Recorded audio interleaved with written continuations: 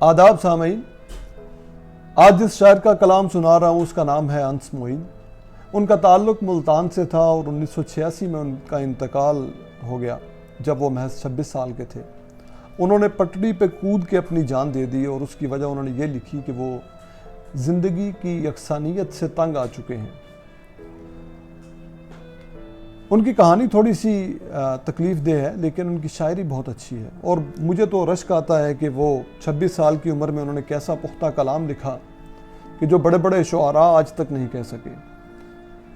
تو ان کی زندگی کے اوپر اور ان کے حادثات کے اوپر پھر کبھی بات کریں گے۔ فی الحال پیش خدمت ہے ان کی ایک بڑی شاندار غزل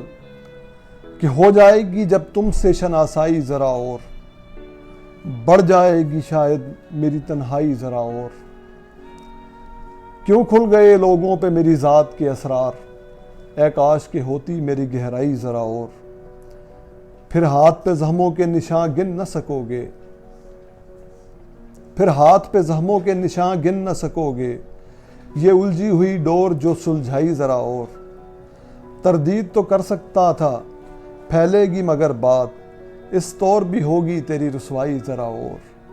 کیوں ترک تعلق بھی کیا لوٹ بھی آیا، اچھا تھا کہ ہوتا وہ ہر جائی ذرا اور، ہے دیپ تیری یاد کا روشن ابھی دل میں،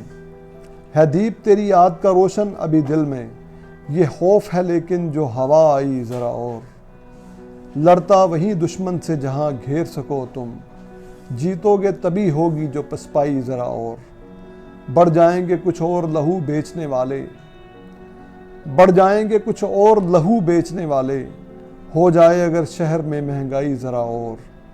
ایک ڈوبتی دھڑکن کی صدا لوگ نہ سن لیں، ایک ڈوبتی دھڑکن کی صدا لوگ نہ سن لیں، کچھ دیر کو بجنے دو